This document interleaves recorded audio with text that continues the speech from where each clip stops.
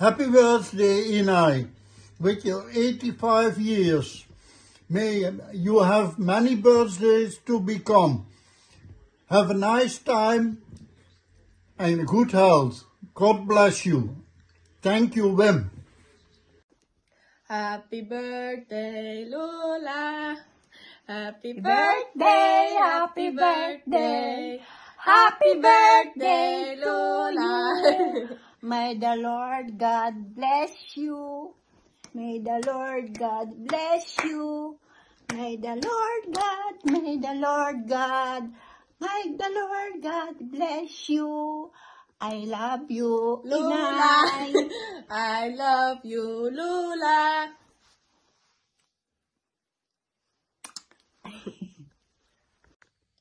Inay, happy birthday to you, 85 years old.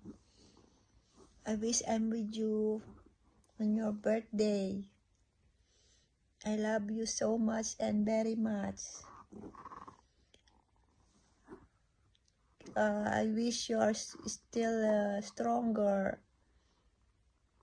May the good Lord bless you always. I miss you so much. I wish I'm with you. Even I'm here, I'm always thinking of you. I really miss you. I love you so much, very, very much, my Inay.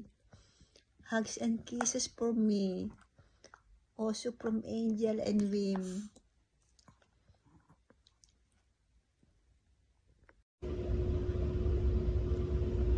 Lula, happy birthday ko. I love you and thank you for your unending care and love po. Pasensya Lula at hindi ko wala ko sa inyong birthday, tapos nasabi ko na ko yung iba sa inyo nung bago ako umalis. I love you Lula and enjoy your day po. God bless you Lola, I love you. Happy birthday Lola! We love you and we miss you. Sana i-enjoy nyo yung day nyo ngayong araw, ngayong special day nyo. Although kahit wala kami dyan, enjoy nyo with the family. And sorry, alam nyo naman nag-aaral ako and at the same time si Shide undergoing ng therapy. Diba? So, I know, naintindihan nyo naman po yun. Pero sana kahit wala kami dyan, huwag kayong masad. Hindi din. And ayun, sana i-grant kayo ni God ng long quality life na every day, every moment, cherish nyo.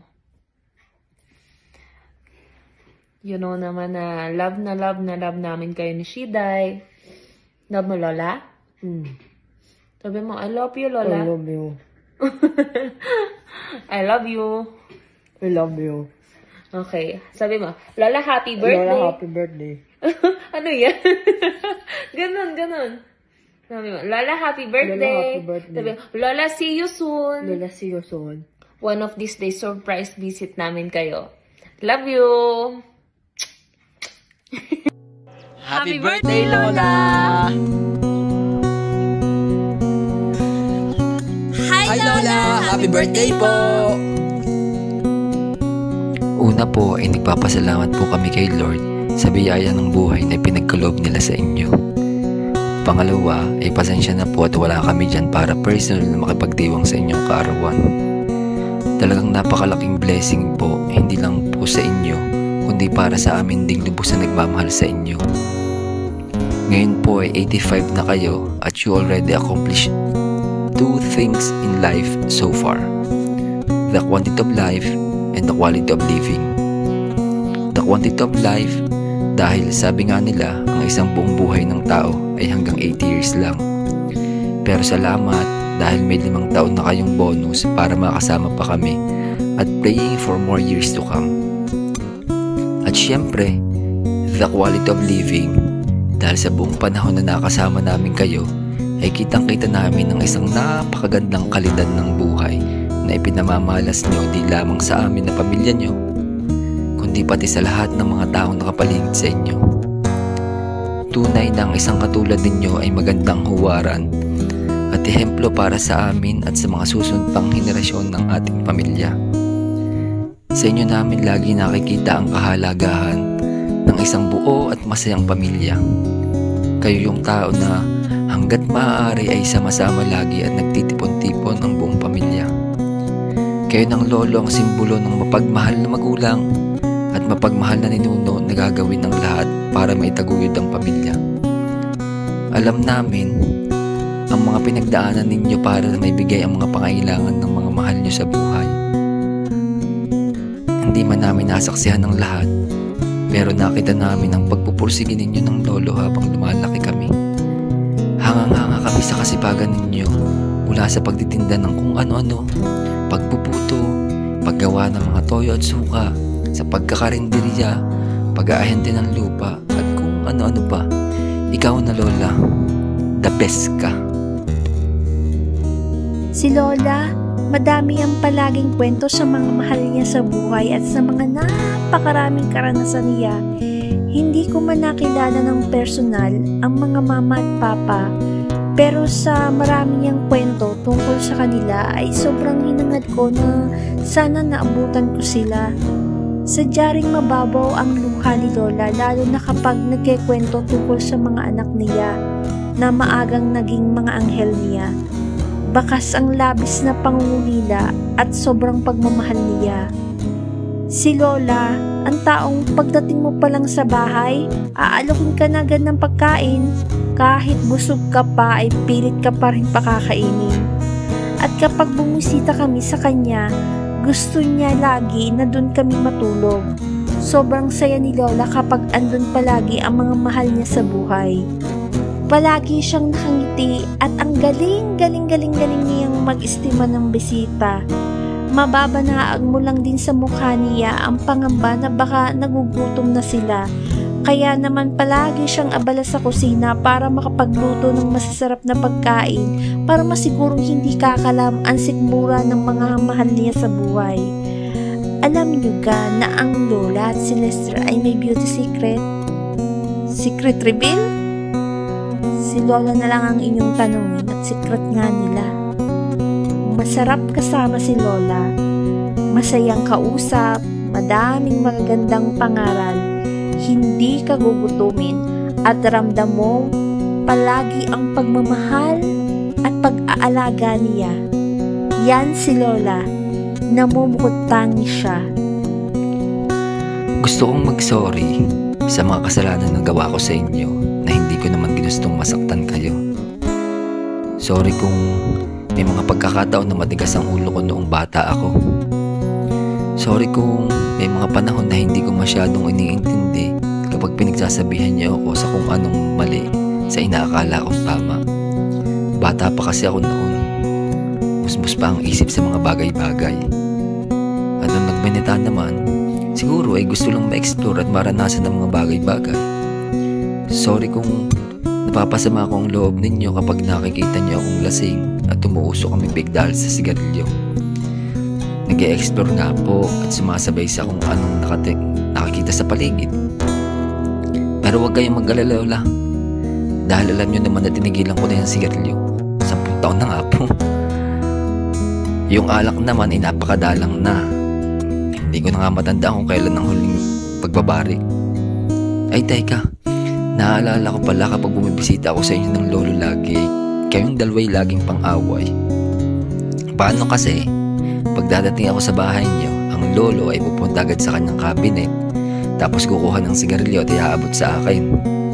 At kayo naman ay galit na galit dahil panay nga ang saway niyo sa akin at tigilan ng pagsisigarilyo at hindi nga maganda sa kalusugan. Tapos, ang lolo naman ay alok kay alok.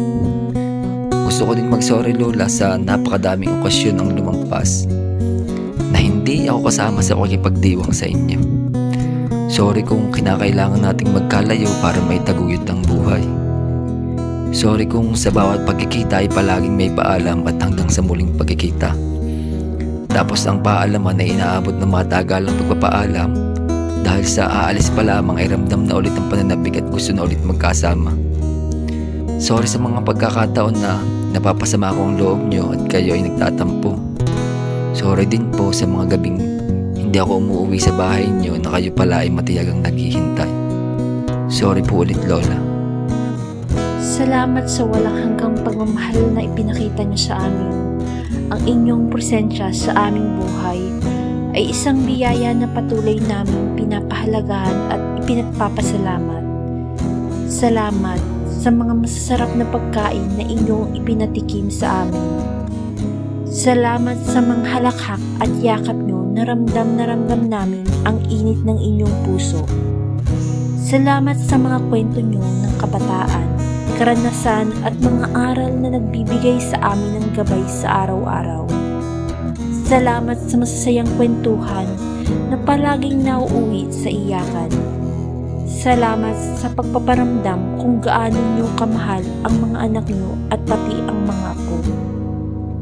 Salamat sa maraming oras ng kasiyahan ay kayo ang nagpapasaya sa amin.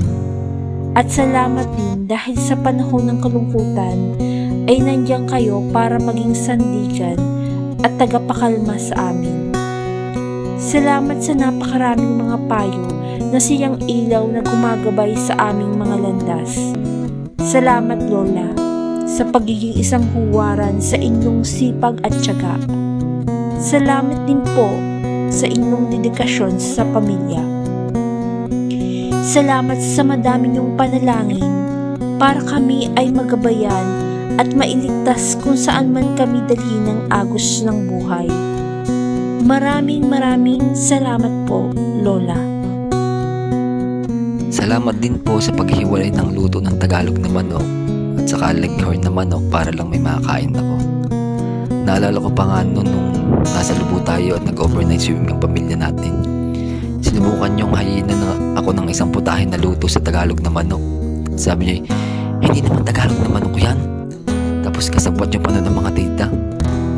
Pero hindi rin talaga kayo nagtagumpay. Habang kumakain pa nga ako na nahuli ko pang tita Rupi na bumubulong sa inyo na, kinain ka? Ay nako. Salamat din sa pagsisiguro na may kakainin akong saging na sa balagi para sa hapunan kapag tumitigil ako sa inyo. I remember one time na sobrang hinog na yung saging at hinihingi na Tita Mapik at ipapakain sa kanyang alaga. Pero hindi niyo ibinigay dahil sabi niyo, ay sadyang binubulok ko yan at yan ang gusto ni Lester, gusto niyo yung maitim at saka malambot. Tapos, yun. Salamat din palagi, Lola, sa mga pabaon at padala ninyo sa amin kahit sinasabi naman namin sa inyo na wag na at meron naman doon ay pumipilit pa rin kayo. Salamat sa masarap na putsero at paglalagay ng madaming saging dahil alam nyo yun ang pinakagusto ko. Salamat din sa mga dates natin. At alam nyo, sa lahat na nakadate ko, kayo ni Shane ang dalawa sa pinakapaborito ko. Alam nyo kung bakit? Kasi wala na kang bayad sa panonood ng sine, ay discounted pa sa pagkain. Ba, sayang din 20%. Kayo ang aming bayani At ang aming inspirasyon, naway patuloy kayong pagpalain ng kalusugan kaligayahan, at kapayapaan.